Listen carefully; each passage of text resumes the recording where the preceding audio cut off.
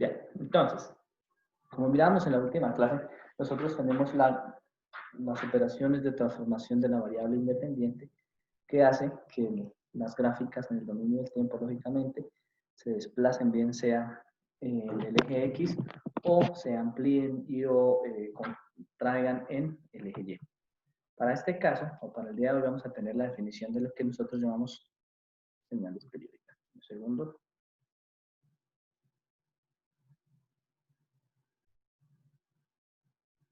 Señales periódicas.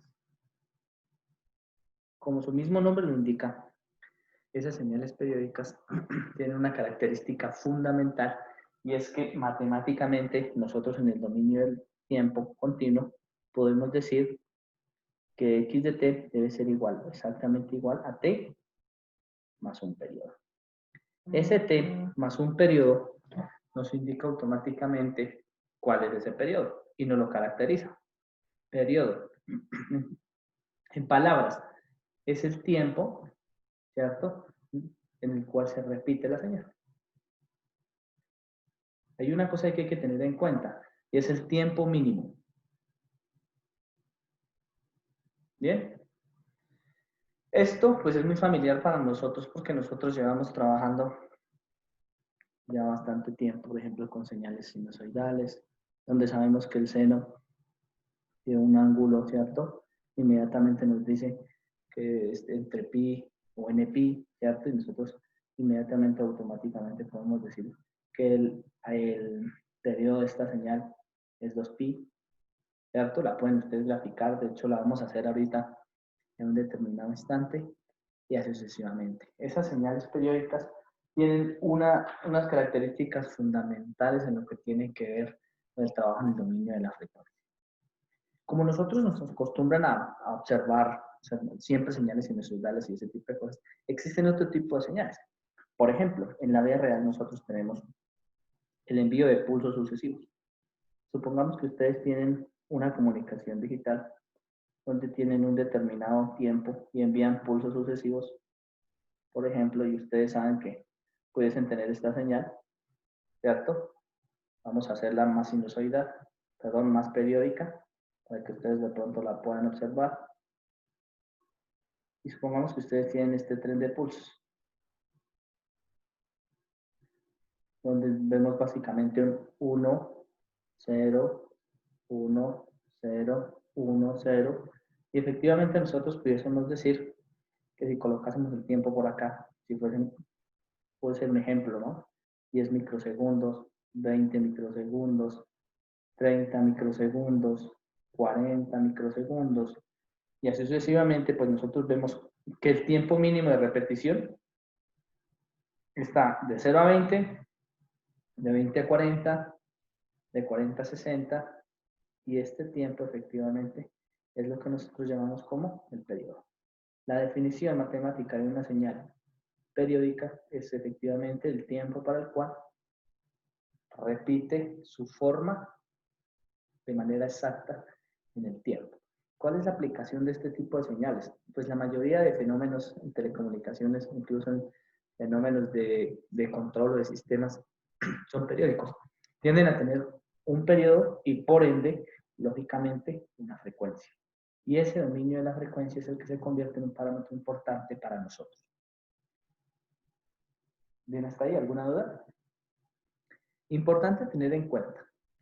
El periodo, aunque en términos generales pudiese ser tanto positivo como negativo, por ejemplo, en una gráfica de estas, donde ustedes tuvieran exactamente una gráfica periódica como esta que se puede formar por la suma sucesiva de señales y nosotros tuviésemos que el tiempo estuviese aproximadamente el periodo. Por acá, nosotros pudiésemos decir automáticamente que este tipo de señales periódicas aportan o pueden ser construidas por medio de señales senos y cosenos. Eso en el dominio continuo, ¿no? En la parte continua. Si nosotros colocásemos una señal, por ejemplo, discretizásemos esto, obsérvenlo. Voy a discretizarlo, aunque el dibujo no sea tan fiel, ¿cierto? Si un valor cero intermedio, cero intermedio, cero intermedio, lo que me llevaría a decir que el periodo fundamental de esta función va en número de muestras. No lo olviden, recuérdenlo, muestra 1, muestra 2, muestra 3, muestra 4. Muestra 1, muestra 2, muestra 3 y muestra 4. Muestra 1, muestra 2, muestra 3, muestra 4. Eso simbolizaría que si nosotros tuviésemos esto en el dominio discreto, pues a este periodo le vamos a cambiar la letra simple y llanamente para que nosotros podamos tenerlo diferente, y este va a ser el n que va en moviéndose. En términos generales, en una señal discreta podemos decir que x de n es igual, o cuando sea exactamente igual a x más el número de muestras, si quieren nos podemos colocar n sub 0, siendo n sub 0 el periodo en el dominio discreto, nosotros decimos automáticamente que esa señal es periódica. Si esto no se cumple de manera directa, la señal es no periódica. ¿Dudas hasta ahí? ¿Preguntas? No, señor, hasta el momento no. Bien, pues es muy sencillo y es muy intuitivo. Este tipo de señales, encontrar el periodo más bien, en la parte continua es muy visual, ¿no? Casi que lo podemos identificar a primera vista. Sin embargo, en el dominio discreto a veces tiene algunos inconvenientes. Es decir, en función del periodo de muestreo, es diferente el periodo de la señal discreta que de la señal continua en algunos casos. Y eso pues será un tema que trataremos más adelante con el teorema de muestreo. Y lo iremos pues, manejando fácilmente. Ejemplos típicos de este, pues ya lo pudieron ustedes observar, pueden tener otro tipo de señales discretas, de señales continuas o señales periódicas y demás. Un tipo de señal aperiódica, por ejemplo, puede ser una señal exponencial o una señal cualquiera. Observen esta señal. Esta señal en todo el dominio del tiempo nunca va a ser periódica. Y aunque son en los fenómenos físicos poco comunes esas señales aperiódicas, existen. ¿Bien? ¿Qué quiere decir? Que en ninguno de los dos casos vamos a encontrar esta igualdad, bien sea en el dominio del tiempo discreto o en el dominio del tiempo continuo. Si esto no se mantiene, a esta la llamamos hoy aquí, para que nos quede esto estricto, a llamarlo periódico. Y así nos quede uno en un dominio y otro en el otro, esta señal es aperiódica. Cada una tiene una aplicación específica y real. En la parte de la electrónica y las telecomunicaciones, pues como ustedes intuirán, siempre nosotros vamos a estar enviando señales que son periódicas, sobre todo en lo que tiene que ver con comunicaciones. Bien, entonces, una vez pasamos nosotros y trabajamos con este tipo de señales periódicas, pues existen otro tipo de propiedades en donde nosotros llamamos las señales, esto es más como un repaso, ¿no? Par e impar. Bien, esto, Jesús López, ¿nos podría recordar qué es una señal par?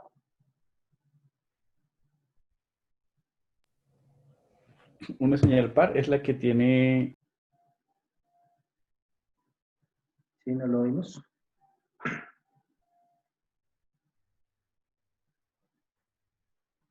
Nicolás.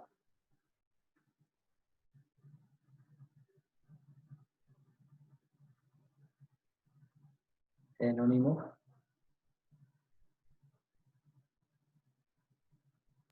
Es cuando una señal se refleja, profe, y el resultado es el mismo. O sea, cuando se toma lo opuesto de la señal de lo que está por el positivo y el negativo, y la suma de esos dos da cero. Sí, básicamente lo que nosotros llamamos par e impar viene de un concepto fundamental, ¿cierto? Que era la señal cuando se refleja, ¿no? Se dice que es par evidentemente porque hace alusión a como si nosotros tuviésemos un valor elevado al cuadrado. E impar cuando si tuviésemos un valor elevado a la 3 o elevado a la 1, ¿no?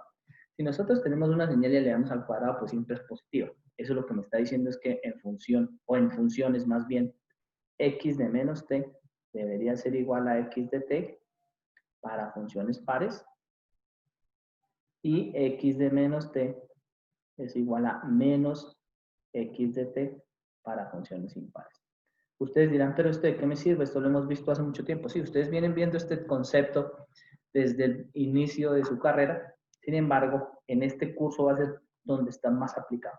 Las señales pares y las señales impares tienen unas propiedades en unas transformadas que nosotros vamos a hacer en el dominio de la frecuencia, que son la transformada de Fourier, la transformada de Laplace y las series de Fourier. Todas esas transformadas exponenciales se aprovechan de estos conceptos pares e impares para hacer algunas soluciones de manera rápida y sencilla. Es por eso que es muy importante y además que es la definición automática incluso de las señales seno y coseno. ¿Listo? Entonces, por ejemplo, vamos a hacer un mismo dominio del tiempo, la voy a hacer en el dominio continuo y luego en el dominio discreto, una función par. Entonces, una función par básicamente es una función que tenga una reflexión, ¿cierto? En donde la parte izquierda, obsérvenlo, que sería toda la parte negativa en el dominio del tiempo, es igual a la parte derecha en el dominio del tiempo. Esto lo podemos hacer discreta también, miren. Y además la pudiésemos volver periódica. Mírenla. Y aquí la pudiésemos volver periódica. Entonces una señal puede ser par y periódica. ¿Listo? Puede ser impar y periódica. Puede ser par y aperiódica y así sucesivamente tantos casos como ustedes quieran. Si nosotros quisiésemos que la función fuese impar, nosotros podríamos hacer esto.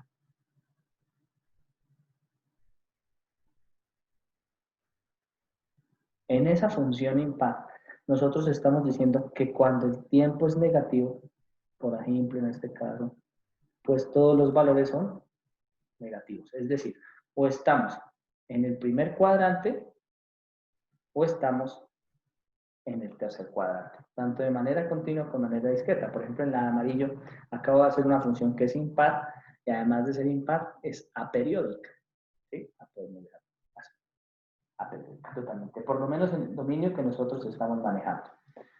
Si lo pasásemos a dominio del tiempo discreto, pues básicamente ustedes lo único que tendrían que hacer es decir por escritura que x de menos n debería ser igual a x de n, ustedes lo observan claramente en azul, o que x de menos n es igual a menos x de n, y en este tipo de cosas, pues tendríamos nuevamente las dos definiciones anteriores que venimos manejando. Estas funciones pues son relativamente sencillas porque nosotros las venimos trabajando también desde el primer semestre. Y para algunos ejemplos pudiésemos tomar de una vez e ir ambientándonos con las señales sinusoidales y cosinusoidales. Las señales sinusoidales y cosinusoidales se caracterizan precisamente porque son periódicas pares, periódicas e impares. Esas son muy importantes porque nos modelan la mayoría de fenómenos físicos, estadísticos que nosotros pues manejamos en la vida regular. Si nosotros dibujásemos, no sé, una señal sinusoidal, voy a dibujarla en el dominio discreto, nosotros pudiésemos tener ese tiempo de muestreo. Esta sería una señal sinusoidal con 10 muestras aproximadamente por pelo. Si ustedes llevasen esto a un dominio, voy a moverlo un poco a la derecha para que ustedes lo puedan observar, tendrían que esta señal es periódica y además se caracteriza porque pudiese tomar o pudiese tener, ¿cierto?, esos valores continuos o discretos. Entonces supongan que este es el dominio del tiempo y yo voy a ubicar el eje 0, t igual a 0, acá. Si nosotros tomamos como los positivos los que están a la derecha del valor, Denme un segundo.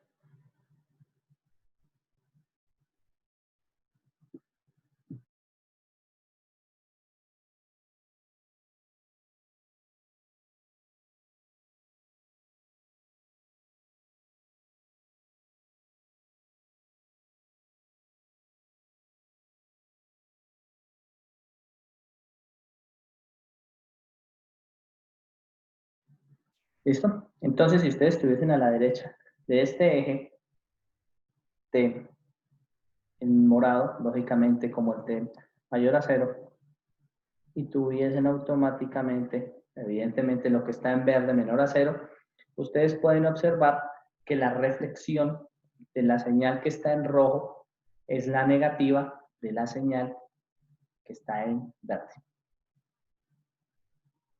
¿Eso qué trae consigo? Que efectivamente nosotros vamos comprobando par a par que el positivo de acá es el negativo de acá, positivo de acá, negativo de acá, el positivo de acá, el negativo de acá, y así sucesivamente, de manera discreta. Obsérvenlo. Aquí pudiésemos decir que con los puntos que acabo de hacer, voy a escribirlo aquí, x de menos t, es decir, cuando tomo tiempos negativos, los valores de la función que tenía ahí me dan negativos también. Ojo que una cosa es que yo me mueva en el tiempo negativo y otra cosa es que el valor me dé negativo. ¿Bien? El tiempo negativo es este eje, mientras que menos x de t es este eje. Es importante que nosotros lo tengamos en cuenta.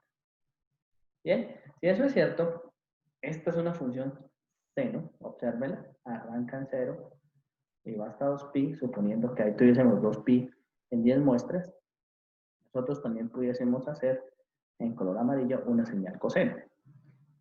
La señal coseno tiene como característica, la voy a graficar en amarillo, que tenga este descenso. Esto si nosotros tomásemos, vamos a cambiarle el periodo a la señal. La movemos un poco y tendríamos aproximadamente esta caída. Efectivamente su periodo va a ser diferente y vamos a empezar nuevamente a subir. 3, 1, 2 y 3. Observen acá. Nuevamente.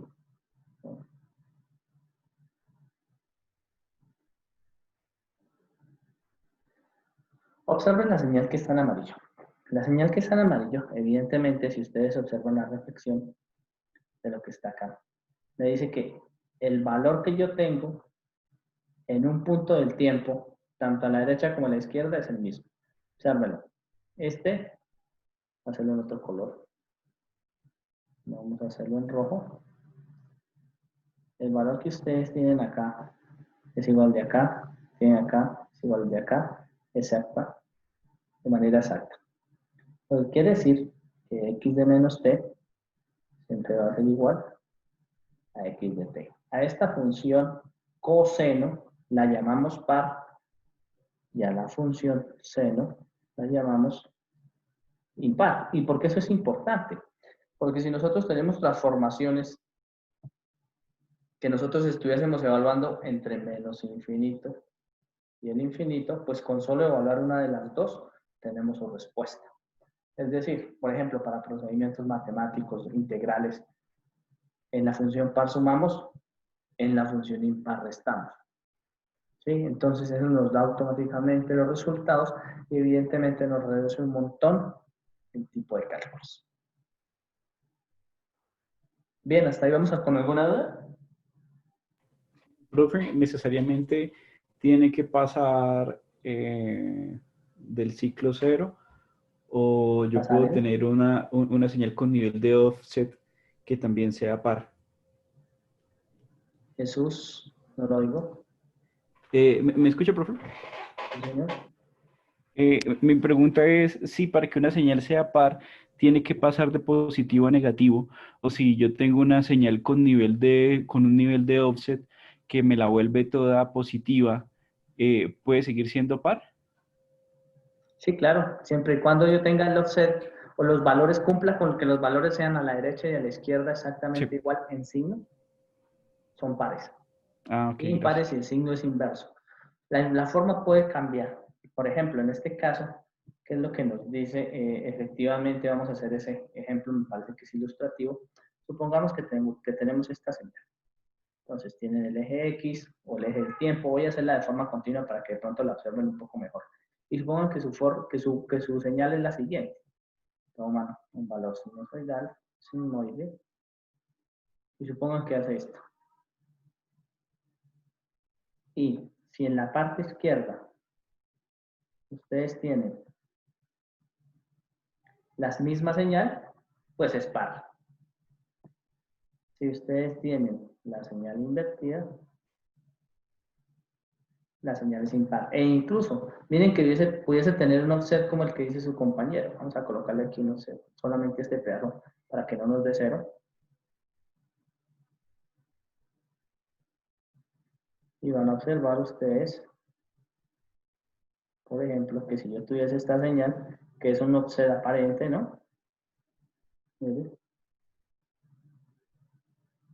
Evidentemente, esta sería la parte impar de la señal. Esta de arriba sería la parte par de la señal, ¿cierto? O sería así la parte par, para que la señal de la derecha pues mantenga esos dos tipos de comportamiento. E incluso, observen que aquí no necesariamente lo podemos llamar offset o no, sino que nunca cruza por el cero del eje X o el cero del eje Y. ¿Bien? Más o menos, Jesús. Sí, señor, ya salí de la duda. Listo, perfecto. ¿Para qué sirve esto? Entonces, esto en términos de complejos también, ustedes lo acostumbraron a manejar en circuitos eléctricos, que es una aplicación específica, ¿cierto? Pues todos los valores que están en un dominio y en el otro tienen una parte par y una parte impar. Esto es muy importante, sobre todo con miras a los procesos de telecomunicaciones. En esos procesos de telecomunicaciones vamos a tener cosas importantes que tratar con las señales pares e impares. Bien, si eso está claro, pues yo me voy a ir a lo más importante de la clase del día de hoy, que son las señales exponenciales y sinusoidales. Entonces nos vamos a ir con las señales exponenciales. Las señales exponenciales, como su mismo nombre lo indica, o su mismo nombre lo dicen, ¿me oye, muchachos? Bien. Sí. Las señales exponenciales obedecen, lógicamente, a una ecuación exponencial. Entonces, nosotros diríamos que en el dominio continuo, nosotros tenemos una señal Profe, una amplitud. pequeña pregunta de Sí, lo de dígalo. par e impar. Una señal impar siempre se va a mantener desde que inicie en el dominio de un plano, del plano cartesiano que sea negativo, ya sea cualquiera de los dos cuadrantes inferiores. O no sé Dígame. si me haga entender. No, Nicolás, no le entendí, no le escuché nada. ¿Podría, por favor, repetirme la pregunta? Es que, profe, no me queda un poco muy claro qué es una señal par e impar. O sea, desde que esté en los dominios, digamos, negativos de un plano cartesiano, eso sería una señal impar, y una par sería cuando está en los dominios superiores de un plano. No, las señales pares o impares. Voy a hacer aquí una página más para poder de pronto hacerme entender. Son una denominación o un tipo de señal que nosotros podemos automáticamente darle un nombre o una característica dependiendo de ella. Es decir, pueden existir señales que no sean ni pares ni impares, como pueden existir señales que sean pares automáticas. ¿Qué ocurre en la mayoría de fenómenos físicos?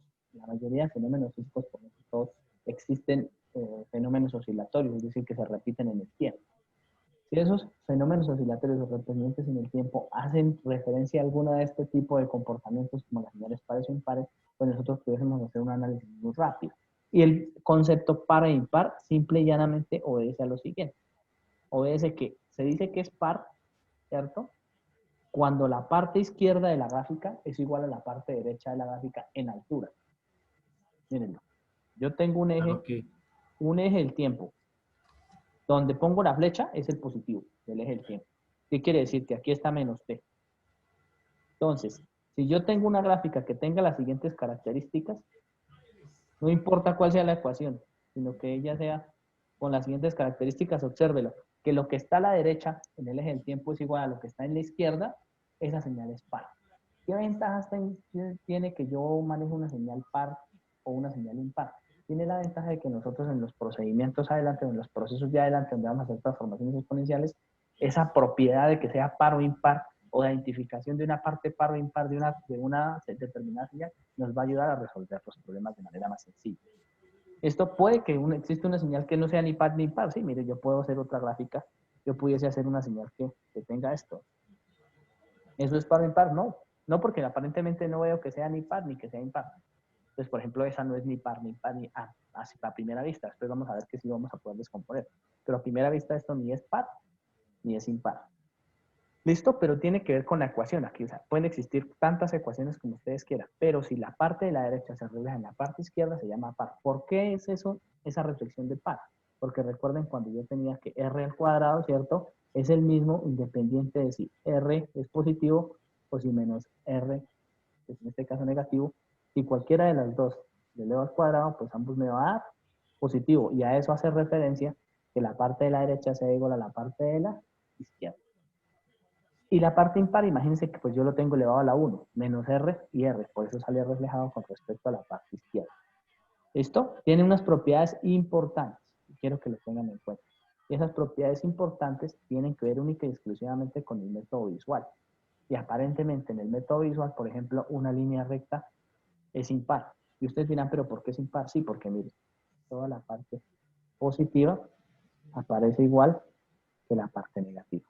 Esa señal impar, nuevamente, tiene unas características que más adelante vamos a entender cuál es su aplicación. De momento, hay que entender que si nosotros logramos reflejar contra el eje Y, mírenlo, contra el eje Y, ¿listo? Y el punto de vista es exactamente igual, es par. Pero si sale al revés, es impar. Puede que existan señales que no tienen ni parte par ni parte impar, sí, también puede que existan. ¿Listo? Pero de momento el concepto que necesitamos atacar es ese de par e impar, tanto en el dominio continuo como en el dominio discreto. ¿Más o menos, Nicolás? Sí, profe. ¿Listo? Todavía no le vamos a ver un poco la aplicación, pero más adelante ustedes lo van a entender. Lo importante es que quiero que lo observen, que la señal par depende del signo. Pues vi ahorita un ejemplo con la comparación de con una gráfica cuadrada y creo que ya me quedó un poquito más claro. Bueno, perfecto. ¿Listo? Pero hasta ahí más o menos vamos bien. Ya ahorita con lógicamente el ingreso, el trabajo de MATLAB, les va a quedar muchísimo más claro. ¿Listo? Listo. Bueno, perfecto. Entonces, una vez pues migramos de esa señal par a la señal, lógicamente, exponencial, pues nosotros tenemos que entregar las características propias de una señal exponencial.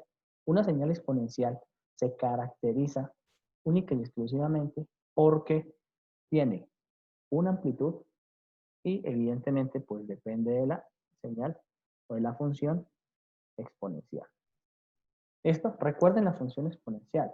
La función exponencial nosotros la tenemos y la caracterizamos siempre porque debe tener un exponente. Y ese exponente lo vamos a colocar a, y si va en función del tiempo, pues el valor del tiempo debe ir ahí.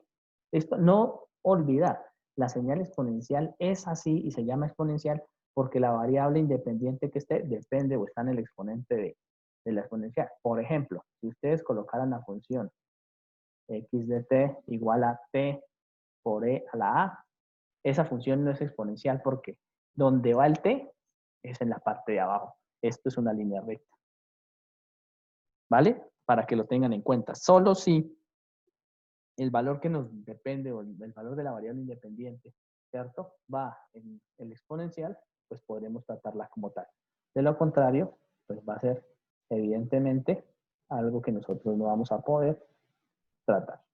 Si nosotros tenemos esa señal exponencial, observen muy bien que el valor de A se convierte en un parámetro súper importante a la hora de definir ese exponencial. Y ustedes dirán, ¿pero por qué? Porque la exponencial tiene unas características específicas. Primera característica, antes de empezar a trabajar. La multiplicación de señales exponenciales da otra exponencial. La multiplicación de dos señales exponenciales da una exponencial. ¿Eso qué significa? Por ejemplo, que e a la at multiplicado por e a la bt, ustedes saben por propiedades que es e a la a más b por t. Y ustedes dicen, ¿y eso qué tiene que ver? Pues lo que pasa es que la mayoría de fenómenos que nosotros trabajamos, o inclusive hablando de fenómenos de tipo COVID, ustedes saben que se va a presentar este tipo de cosas. Podemos traslapar señales exponenciales y encontrar un resultado general. Podemos también trabajar o encontrar otro tipo de fenómenos un poco más complicados, como puede ser, por ejemplo, los fenómenos de Machine Learning, que aprovechan este tipo de propiedades. Ten muchísimo cuidado, esta propiedad es muy importante. Y además, ¿por qué es tan importante? Porque nos permite analizar el valor de A, nuevamente, A minúsculo, que es el valor que va en el exponente, y decimos que si A es mayor que 0, la señal crece. ¿Cómo así que crece? Claro, si este A es mayor que 1, el valor crece muy rápidamente. ¿Listo? Vamos a hacerla. Ahorita vamos a hacer una gráfica. Si A es menor que 0, evidentemente la señal decrece. Esto lo vamos a probar con MATLAB. Cuando A sea mayor que 0, menor que 0, mayor a 1, igual a 0, etcétera, etcétera. Una vez ustedes lo hagan con el MATLAB, lo van a entender. Y si la mayoría de estos fenómenos, evidentemente, pues depende de señales exponenciales, pues vamos a tener unos comportamientos ideales. Dibujemos algunas gráficas exponenciales, ya ustedes lo van a hacer en MATLAB a continuación, pero es importante que lo tengan en cuenta. Supongamos en azul que A es igual a 1. Si A es igual a 1, ustedes pueden hacer algunos cálculos, ¿cierto? Les va a quedar A por E a la T. Y si este es el dominio del tiempo, el dominio continuo puede ser también el dominio discreto, ustedes van a encontrar fácilmente que esta señal va a tender a crecer. Entonces, reemplacemos algunos valores. Para t igual a 0, esto vale 1, ¿cierto? E a la 0 es igual a 1, o sea que esta altura es A. Para t igual a 1, pues esto es A por E a la 1, o sea 2.78A, y empieza a crecer de forma exponencial. Pues si ustedes hiciesen la gráfica, primero que todo, esa señal es aperiódica, ¿listo? Y segundo, la señal siempre viene creciendo. Supongamos ahora que A es igual a menos 1. Para la misma señal A, E a la T. Si A es menos 1, que recuerden que A sería el valor que acompaña a la variable independiente, pues nosotros tendríamos un comportamiento totalmente diferente. En el primer punto, vale lo mismo. En el segundo punto empiezan a decrecer, si ustedes la tomaran del punto izquierdo. Entonces podrían tener este tipo de fenómenos. Esos dos fenómenos que ustedes observan ahí nos va a dar directamente el valor de un sistema, por ejemplo, cuando trabaja en atenuación o cuando trabaja en amplificación. ¿Qué ocurre con los sistemas si no logramos controlarlos? Si nosotros no logramos colocar los sistemas en la gráfica que está en morado, ustedes más adelante van a detectar que esos sistemas tienden a romperse. Ejemplo típico. El resorte de un amortiguador de un carro cuando entra en un hueco demasiado profundo. Entonces el resorte intenta oscilar tan fuerte, ¿cierto? Intentar sostener el movimiento del carro que termina rompiendo. Entonces se quiebra antes de, supongamos que esto fuese la energía. Caso contrario, un hueco que es un poco pequeño, entonces el resorte entra, oscila, ¿cierto? Hace que el carro vibre, pero en algún determinado momento vuelve a parar. Esas exponenciales tienen esa característica. Y estas exponenciales que nosotros acabamos de hacer, se llaman exponenciales reales. ¿Qué significan que sean reales? Que hacen referencia a que A es real. Y ustedes dicen, ¿cómo así que A es real? Sí, A es real. Esto, más adelante van a existir otros donde tenemos la característica de que A sea imaginario. ¿Listo? Entonces, por favor, vamos a tomar 5 minuticos para que ustedes hagan una señal y grafiquen la siguiente señal. La señal la tienen que, voy a preguntarle a 2 personas y la van a graficar a mano en una hoja que tengan ahí y van a subir la foto. Aquí me la van a mostrar y van a compartir su pantalla. La gráfica que ustedes van a hacer es x de n, la van a graficar ahora en el dominio discreto, igual a 2e a la menos 2n. ¿Listo? Entonces, por favor, tomemos 5 minutos, lo graficamos y me muestran el resultado. Bien, y el objetivo es efectivamente que yo pueda compartirles a ustedes todo lo que tenemos en MATLAB Online y arrancar desde cero. Como ustedes observan en el anterior, precisamente la anterior clase, nosotros mirábamos que las señales es muy fácil, ¿cierto? Llevarlas de un dominio al otro y del otro a uno. Eso nos permitía a nosotros efectivamente poder tener algunas señales lo suficientemente bien hechas como para poder trabajar. Ventajas de MATLAB. Entonces, nuevamente voy a hacer una repetición aquí, la primera parte en que lo diría lo bastante específica. MATLAB tiene una parte de trabajo orientado a trabajar en vectores y de trabajar en matrices. Eso nos va a permitir efectivamente aprovecharnos de que el computador es lo suficientemente rápido y que además es lo suficientemente bueno para poder trabajar con este tipo de cosas. ¿Qué tan buenas van a ser las gráficas que ustedes tienen aquí? Pues lo bueno que sean ustedes para programar. Y en esto quisiera hacerle a ustedes una pregunta. ¿Cuántos de ustedes saben programar?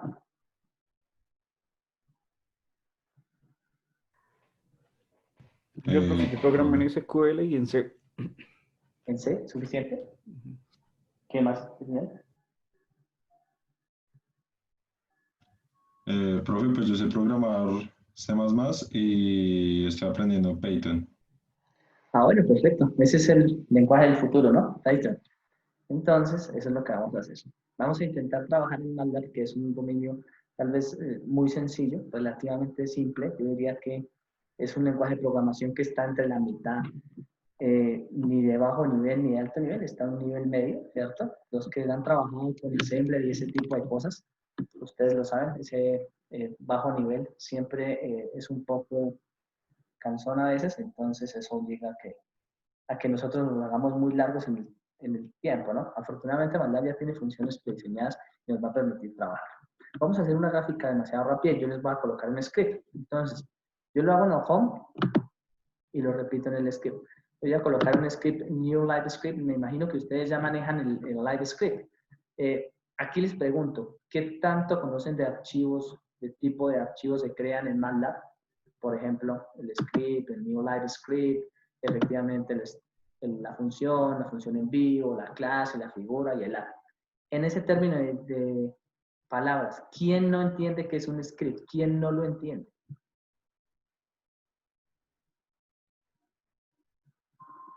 Entonces supongo que de ahí puedo pasar lo suficientemente rápido para que ustedes lo tengan.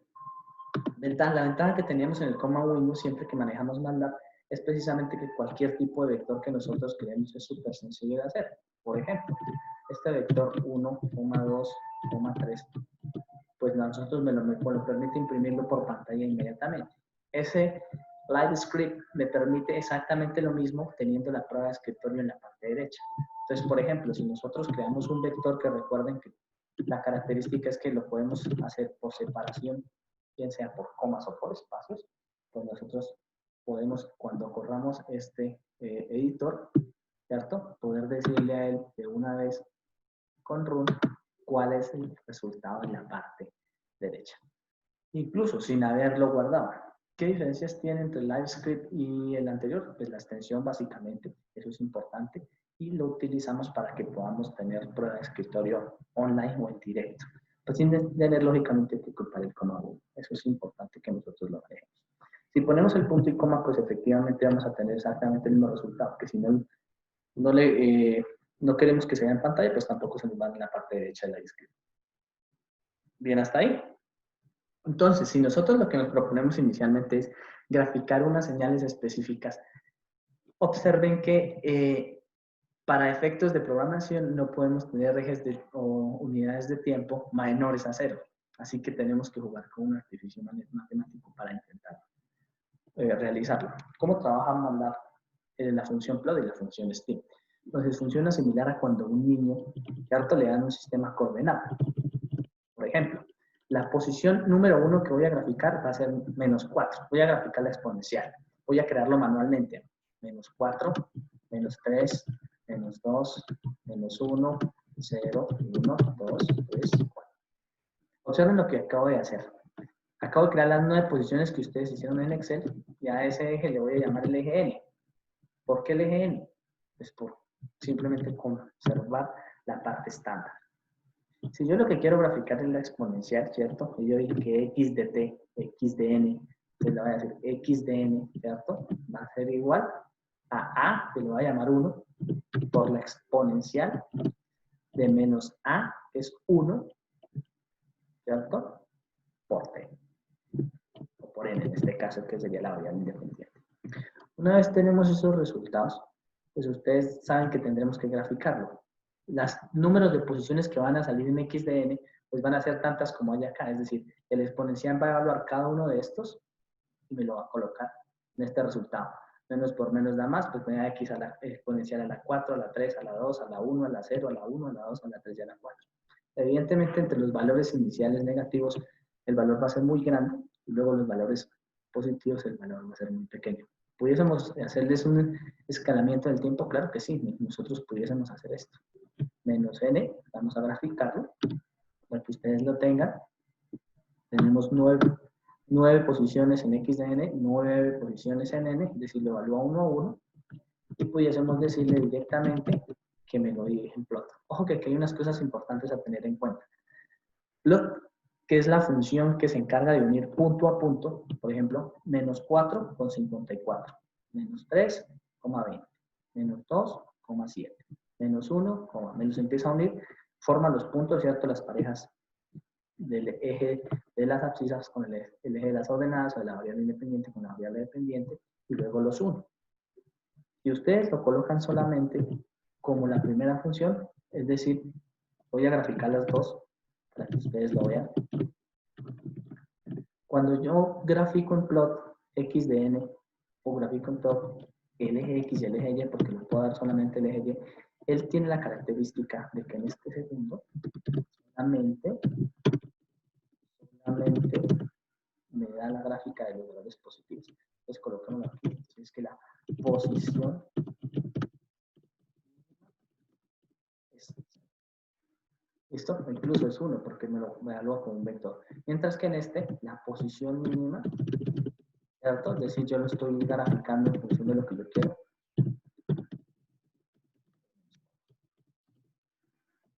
Bien, grafiquémoslos para que ustedes se den cuenta. Es importante que tengan esto en cuenta. Cuando uno trabaja con MATLAB, miren lo que ocurre, aunque la gráfica sea la misma, miren, la posición del eje X es -4 hasta 4, mientras que la posición de la segunda, que es la X de n, sin colocar el eje X, él me tomó las funciones y lo que me colocó en el eje X fue la posición 1, la posición 2, la posición 3, la posición 4 del vector. Y aunque la forma es la misma, el eje no lo es. ¿Qué recomiendo? Que utilicen siempre plot n, X de n. Tan pronto tengamos ese tipo de cosas lo suficientemente bien entendido, pues podríamos graficar lo que nosotros quisiéramos.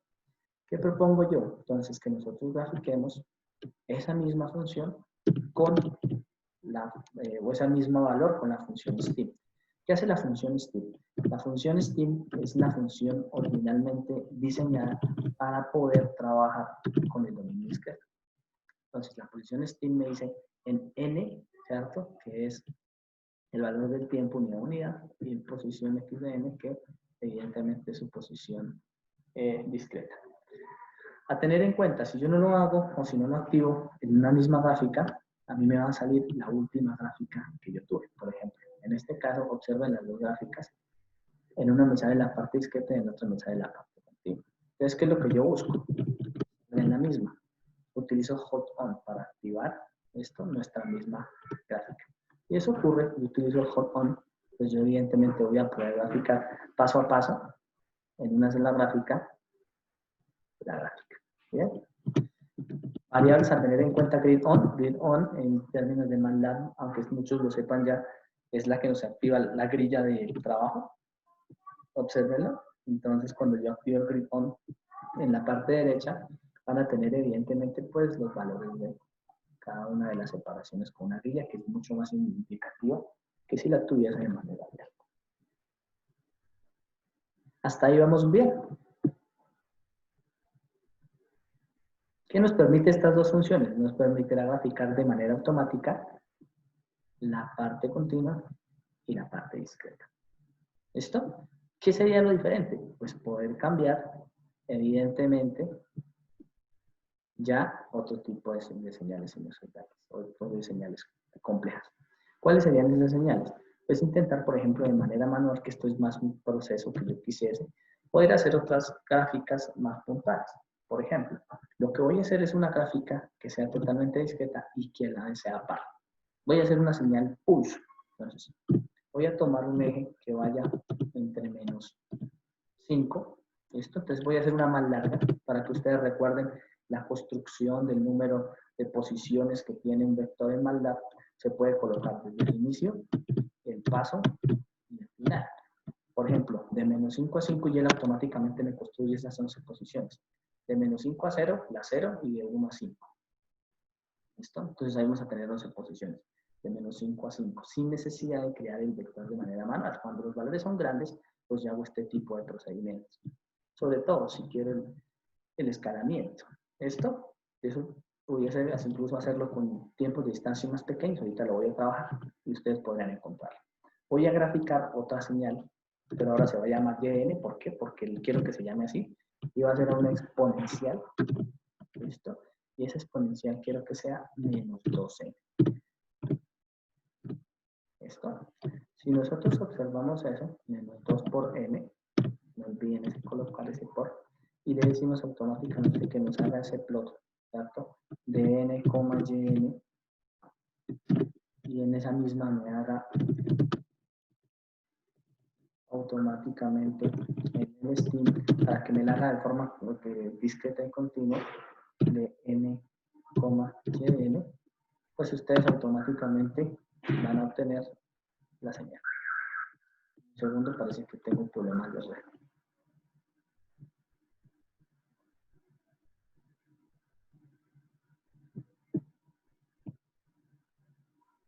Bueno, pues aquí tuvo un problema y es que al no haber guardado, evidentemente pues se borró todo. Bueno, voy de nuevo. Es muy sencillo. Voy a crear un n que vaya entre menos 5 y 5. Ya sabemos que va de paso en 1 en 1. Cuando no le coloco el paso, es decir, cuando no le coloco esto, pues él automáticamente me lo toma como de 1 en 1. Y luego le voy a decir que y de n va a ser igual a 1 por la exponencial, ¿cierto? De 2 por n. Voy a graficarlo. El plot de n, n. El color que me salga por defecto, que es azul. Y también voy a hacerlo. Recuerden que es para que mantenga la misma gráfica. N, y la repito simple y llanamente porque la quiero hacer de forma discreta y activo la grilla. Si hago este tipo de procedimiento, pues automáticamente me va a sacar una gráfica de este. ¿Listo? ¿Qué pueden observar este? Pues que esta la hice positiva. ¿Qué pudiesen observar también? Pudiese hacer en función del mismo ejemplo que ustedes hicieron, cambiar el resultado. Observen. Esa función que ustedes observan ahí al haber unido la exponencial menos 2n y la exponencial 2n, que efectivamente está graficando o viendo toda la gráfica, pues se pudiese decir que es par. Obsérvela. X de menos n, que es toda la parte negativa del tiempo, es igual a x de n, que es la parte positiva del tiempo. ¿Claro hasta ahí? ¿Dudas?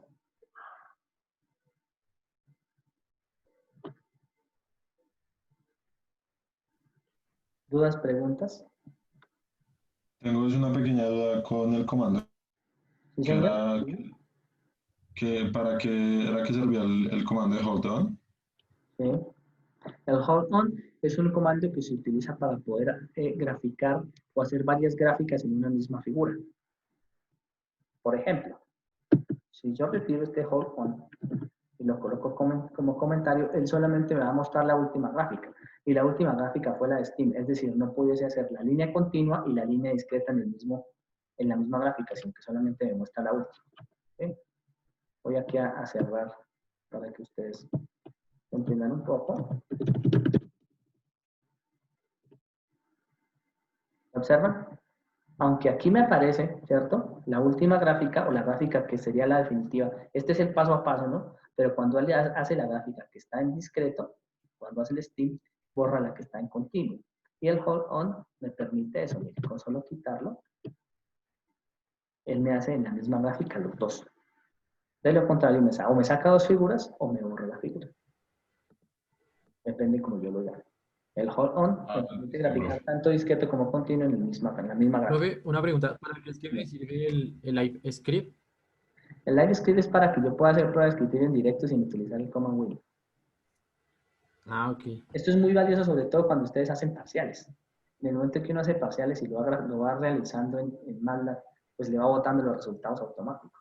Sobre todo cuando hace cálculos de lo que tiene que ver con valores complejos y demás. Ah, listo. ¿Listo? Este también es porque lo conozcan. Lo pudiésemos hacer, lo voy a colocar en el script normal. Voy a tomarlo de aquí. No estoy guardando estos scripts, no me parece necesario. Lo voy a colocar en un script, no en un live script para que ustedes vean. Observen. Efectivamente, cuando ustedes, a este sí hay que ponerle nombre, ¿no? Ah, Esto, que es el punto M y no el punto MLX. Entonces aquí me saca todos los valores, miren, por coma Windows y aquí me saca la gráfica real. Pero entonces él tiene que correr todo el programa. No lo pone en línea y gráfica sobre lo anterior para aprovechar algunos recursos, sino que él cada vez que hace eso, ejecuta todo el programa, el punto M. Entonces miremos aquí el hold on al quitarlo y se van a dar cuenta efectivamente lo que ocurre. ¿Lo observa? En el live script me muestra el paso a paso de lo que hizo. En el otro me muestra el final y ya. y también me estoy dando cuenta que completa los corchetes y los paréntesis de una vez. Sí, claro, MATLAB tiene esa ventaja y es que afortunadamente en las últimas versiones ya viene más orientada a trabajar con estructuras, más orientada a ser más amigable, ¿no? Antes teníamos que cerrar y abrir y aprender las funciones de memoria. Ahora él trae muchas herramientas de ayuda que nos permite trabajar de manera más sencilla. Bien, ahí tendríamos tanto señales como continuas como discretas. Entonces, ¿qué vamos a hacer a continuación? Cada uno de ustedes me va a hacer varias señales. Entonces, vamos a tomar en el orden que los tengo acá. Y en el orden que tengo acá, ustedes pueden ver el orden que tienen los participantes, ¿no? Cada uno de ustedes me va a realizar dos señales exponenciales, me la va a graficar dos señales exponenciales, una con valor positivo en el exponente y otra con valor negativo en el exponente, en el dominio continuo y discreto, las dos. Es decir, lo que acabo de hacer, pero por dos veces. Quisiera que tuviesen unos valores más grandecitos. ¿Listo? Para que ustedes puedan observar efectivamente el comportamiento de él. ¿Listo? Entonces, por favor, ahí tenemos nosotros 5 minuticos, van a hacer ese trabajo. Van a colocarme las dos señales exponenciales, exactamente igual como yo lo hice. Graficadas todas en la misma gráfica. Van a estar todas en la misma gráfica, las dos señales. Y van a ir entre menos 10 y 10. ¿Listo? Entonces tomémonos estos 5 minutos para hacer eso. En estas gráficas exponenciales van a encontrar que los valores tienden a volverse muy altos y que si no son controlados, pues esto se va a volver infinito. Eso en términos puntuales de aplicación hablando, significa que casi que podrían volverse infinitos estos exponenciales en cuestión de señales de potencia y energía, que aunque lo vamos a ver más adelante, llevaría a que se nos rompiera cualquier sistema mecánico, electrónico. Ahí es donde están clasificados los famosos cortos, las subidas de escala cuando nosotros tenemos un trabajo, por ejemplo, digital, también está por ahí. Entonces es importante que nosotros lo tengamos claro. ¿Listo? Entonces, una vez ustedes observan este tipo de señales, les voy a compartir ya mi pantalla. Nosotros deberíamos centrarnos en otra característica fundamental. Y es que la derivada de una función exponencial como la integral de una señal exponencial, pues es exponencial. Y eso tiene una ventaja gigante para nosotros. Y ustedes dirán, pero ¿cuál ventaja interesante? Es que nosotros vamos a poder trabajar con transformadas. Es decir, si nosotros logramos a una señal en el tiempo aplicarle una función exponencial y alguna transformada de tipo exponencial, pues nosotros vamos a obtener en función de integrales y derivadas algo demasiado sencillo de trabajar. No se está viendo nada. Ah, Ya está saliendo, está un poco lento la red. Ahí está saliendo. ¿Está? Entonces vamos con la derivada.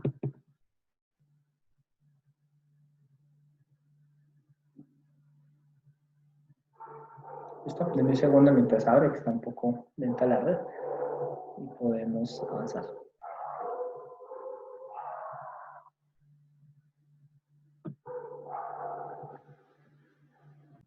¿Listo? Entonces, ¿cuál es la característica que nosotros tenemos? Ustedes conocen fundamentalmente que la derivada de e a la t con respecto a t, pues es evidentemente ella misma.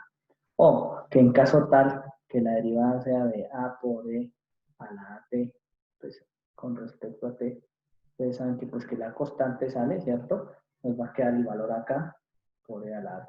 Es decir, lo máximo que puede pasar en una derivada o en una integral de este tipo de las exponenciales es que se vea afectada su constante de amplitud.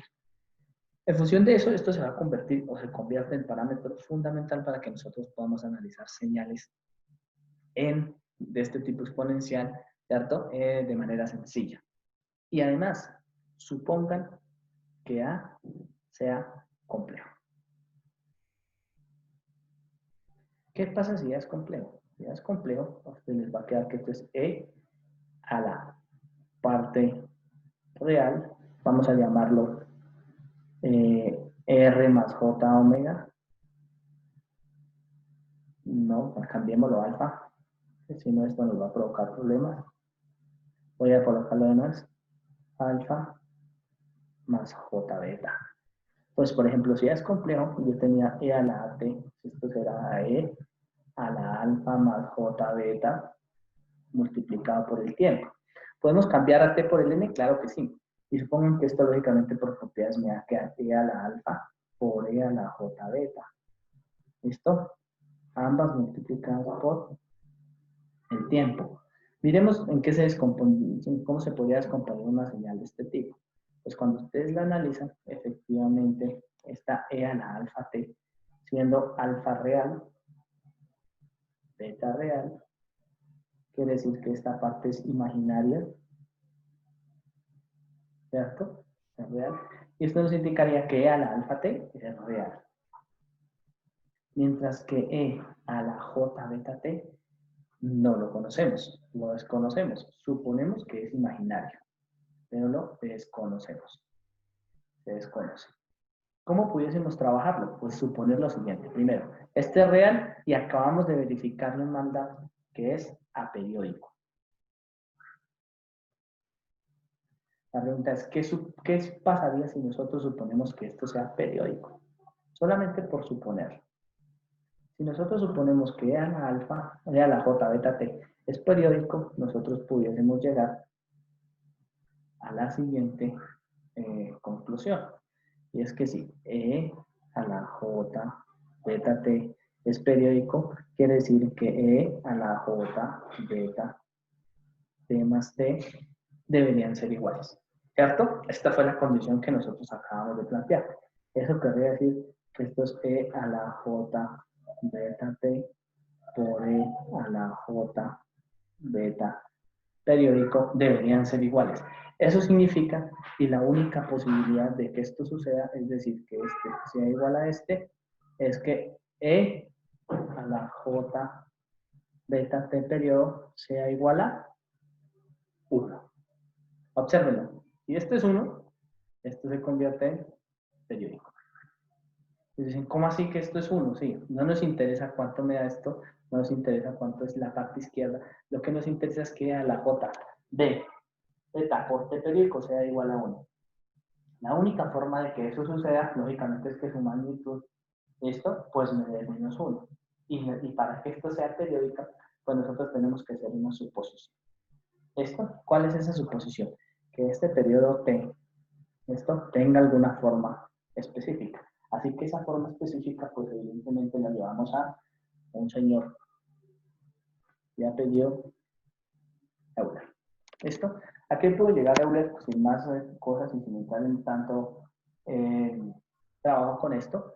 Lo que puedo llegar a Euler es que si nosotros relacionamos las exponenciales E a la J beta T, ¿cierto? Y las cambiábamos, por ejemplo, le sumábamos la parte E a la menos J beta periódico.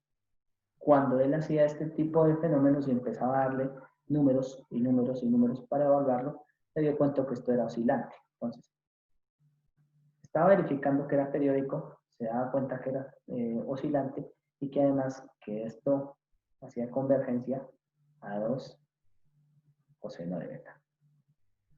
Esto le cambió el signo. E a la J beta T periódico, no lo olvide, menos E a la menos J beta T. Esto, y también se dio cuenta que esto le daba periódico, pero imaginario.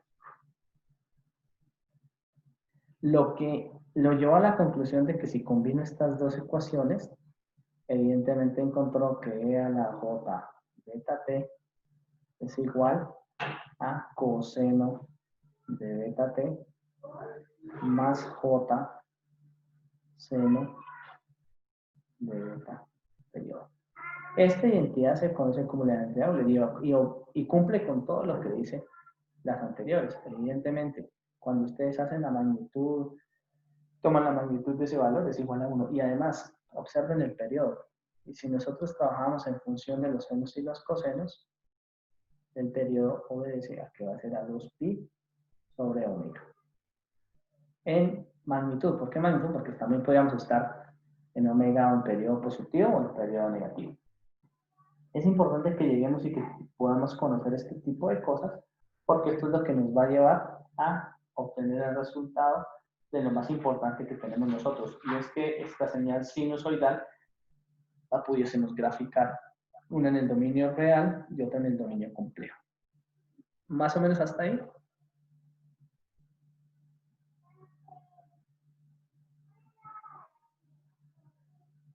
Bien, pues si no tenemos más dudas, nosotros lo que podemos y lo que pudiésemos efectivamente hacer en ese tipo de señales es graficarlas en MATLAB.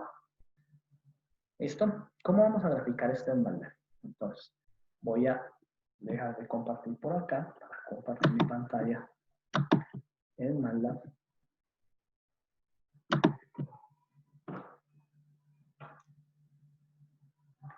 ¿Listo? Creo que aquí ya están observando mi pantalla, ya está actualizándose aquí estaba fuera de la sesión, y ahí pudiésemos tener automáticamente esos valores. ¿Listo? Entonces, ¿qué vamos a hacer nosotros? Vamos a empezar a trabajar con los exponenciales, ¿cierto? A empezar a mirar los exponenciales complejos y a empezar a intentar graficar esas señales. Necesitamos graficar una exponencial compleja. Si ustedes meten esto en MATLAB y le dice grafíquelo, él solamente le va a graficar la parte real. Él obvia la parte imaginaria porque las gráficas solamente están, lógicamente, en la parte real.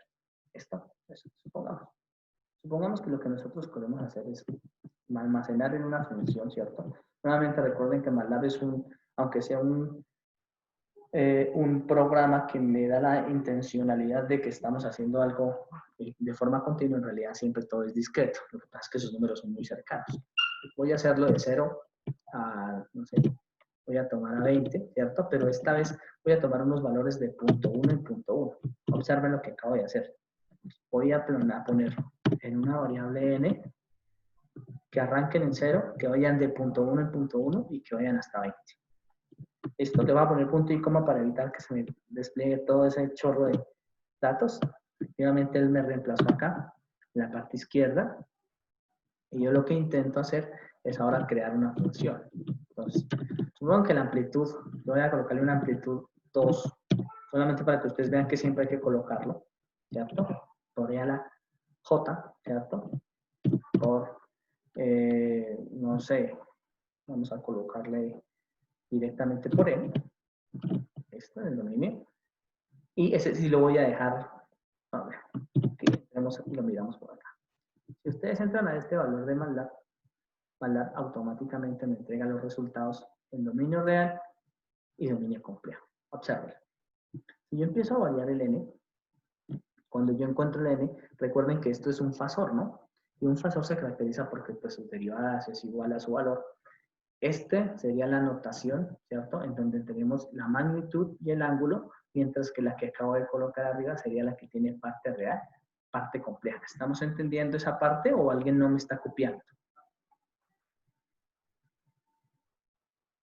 ¿Esto? Asumo que sí, me están entendiendo, ¿vale? Entonces continúo. Este valor de acá, cuando yo diga n igual a 0, exponencial j 0, me da 2 por e a la 0, ¿cierto? O sea, 2 por 1, 2. Cuando yo cambio este valor exponencial a una parte real, a una parte imaginaria, recuerden que este exponencial se va a descomponer en coseno, ¿cierto? De n más j seno n, multiplicado por 2 es lo que me da acá. Y ustedes ven que empieza a variar el resultado. Si yo llego a hacer esto plot, ¿cierto? dn, cn, efectivamente ustedes van a identificar que él automáticamente le va a dar unos valores. Le dice, ojo, la parte compleja la estoy ignorando. Y eso es lo que comúnmente pasa en los fenómenos reales en donde yo manejo este tipo de cosas. A mí lo que me interesa es la parte real. Aunque los procesos matemáticos por la parte de atrás se hagan en la parte compleja, nosotros aprovechamos es la parte real. Entonces, siempre que ustedes grafiquen un exponencial complejo, les va a dar la función coseno. ¿Pudiesen hacer otro tipo de grafías? Claro que sí. Miren, ustedes pudiesen hacer el valor absoluto, ¿cierto? ¿Y qué obtendrían? Pues una línea recta, como es evidente. El exponencial, ¿cierto? O la amplitud exponencial, pues me da 1. Así que ni quita ni pone. Siempre me va a dar 1. Eso lo tendríamos totalmente caracterizado. ¿Qué pueden hacer con esto? Pues intentar ahora hacer la combinación y hacer la prueba de varios resultados con respecto a lo que tiene que ver con algunas relaciones complejas. ¿Qué es importante? Que tanto el valor, ¿cierto? Que aparece aquí acompañando a la J es el que me va a entregar a mí directamente el valor 2pi por t, o el valor periódico. Esto es importante que tengan eso. Entonces, ¿cómo poder graficar una señal sinusoidal? Entonces, para poder graficar una señal sinusoidal, ustedes lo que tienen que hacer es cambiar el valor de J por E. ¿Listo? Ustedes pueden meter esto dentro de los resultados y efecten, bueno, que este me dio negativo por las condiciones que yo le doy J por J, me da menos 1. ¿Listo? Ustedes podrían automáticamente graficar una sinusoidal simplemente cambiando todo el valor del exponencial. Es decir, si cambiamos un exponencial y le quitamos el valor de J, entonces recuerden que J por J me da J al cuadrado es la raíz de menos 1, o sea, la raíz de menos 1 al cuadrado es menos 1 y me da un menos sinusoidal. O si lo multiplico por menos J, ¿cierto? Que sería el complejo conjugado, donde ya empiezan a mostrarse un poco más esas operaciones, pues evidentemente va a tener una señal sinusoidal. Pero recuerden, tanto en MATLAB como en la vida real, nosotros siempre graficamos únicamente la parte real. ¿Por qué? Porque el dominio complejo, ustedes ya lo saben y creo que lo vienen manejando, siempre tiene una parte real y una parte compleja que me va a llevar a trabajar este tipo de fenómenos. ¿Hasta ahí tenemos alguna duda? Listo, señores, entonces por favor quiero que me grafiquen una señal cosinusoidal y una señal sinusoidal de periodo, escúchenme bien, de periodo 4pi. ¿Listo? Ojo, de periodo 4pi. ¿Listo? Tenemos 5 minutos y ya les vuelvo a preguntar cómo les va en el resultado.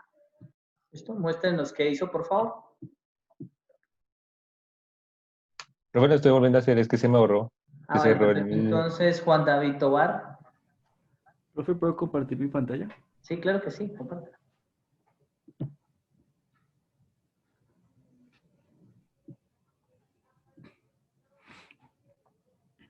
Vale, nos explicas ahí rápidamente entonces lo que hiciste. Pues era un periodo de 4pi, o sea, dos ondas. Entonces lo que yo hice fue que, bueno, aquí le puse este 2 para hacerlo más grande, pero pues lo que hice fue poner la función seno a lo que iba a graficar, y le dije que me graficara desde 0 hasta 4pi, y que me mostrara, pues aquí está en la gráfica desde el 0 hasta el 20, como para que viéramos que se cortaba aquí en 4pi, que más o menos es 12, aquí lo que dice 12.56. Bien, vale. La idea, Juan David, es evidentemente pues, que podamos graficar esa misma sinusoidal, pero con exponenciales. ¿Vale? ¿Alguien lo hizo con exponenciales ya? Por favor, que nos lo pueda mostrar. Vamos por Nicolás. De pronto, ¿podrías mostrarnos qué hiciste? Profe, no le había cogido la idea y no lo hice. No me quedó bien. Esto. Entonces, vengan, yo les hago rápidamente qué es lo que yo buscaba. Entonces, evidentemente, les voy a compartir mi pantalla.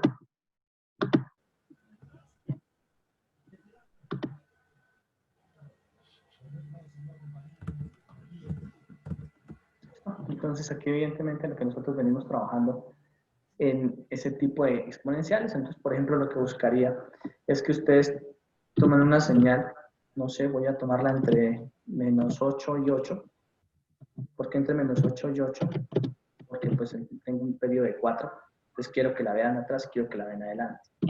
Esa forma de representación, ¿cierto? Me va a permitir a mí poder generar la señal. Voy a colocar ahora Z en otra, ¿cierto? Voy a colocar una amplitud de 2 multiplicado por exponencial de, dijimos que era 4, ¿no? J por, ¿cierto? ¿Listo? 1 por 4 por n. ¿Listo? Que, bueno, que me va a salir sobre 2pi, entonces tendríamos que dividirlo sobre 2pi. Sería 2pi por omega. ¿Cierto? Menos ese mismo valor, pero con signo negativo. Lo cambio aquí. Esto, para que lo vayamos manejando. Lógicamente, multiplicado por j.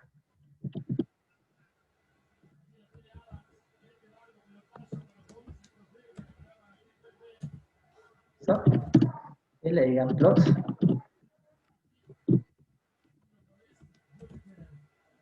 Por ejemplo. ¿Listo? Entonces, por ejemplo, ustedes tienen una señal sinusoidal. Voy a colocar aquí un grillado para que ustedes lo observen. Miren el valor de 0 con 0. Entonces, efectivamente, aquí va la señal sinusoidal hacia adelante, la señal sinusoidal hacia atrás. Esto, donde hemos podido trabajar, evidentemente, todo ese tipo de fenómenos. Esto, posible que me haya salido por ahí algo un poco diferente. Vamos a cambiarlo para que ustedes observen en la misma gráfica.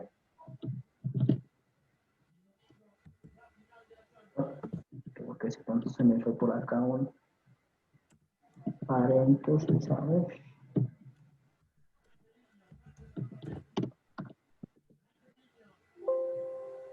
Con los paréntesis. Estaría bien. Y le digo plot. Observen, listo. Es la misma gráfica, pero pues evidentemente al quitar la división sobre 2pi, pues evidentemente va a aumentar su frecuencia y de ahí en adelante lo que ustedes quieran. Esto podían moverla, podían tenerla, podían ampliarla y les va a dar. Lo único que tienen que hacer aquí, por ejemplo, dividir en 2. Si quieren magnificar su frecuencia etcétera. Entonces, miren que empieza a presentarse una particularidad, ¿cierto? Y es que ese número que acompaña al exponencial automáticamente me está entregando un factor de vibración. Obsérvenlo ahí. Ese factor de vibración me está diciendo automáticamente cómo varía la frecuencia. Es decir, la frecuencia varía en función de esa exponencial compleja. Para esa exponencial compleja, entonces en la siguiente clase lo que vamos a hacer es un taller donde vamos a comparar no solamente las exponenciales complejas con función de su periodo y frecuencia, sino que además lo vamos a trabajar en la manera discreta.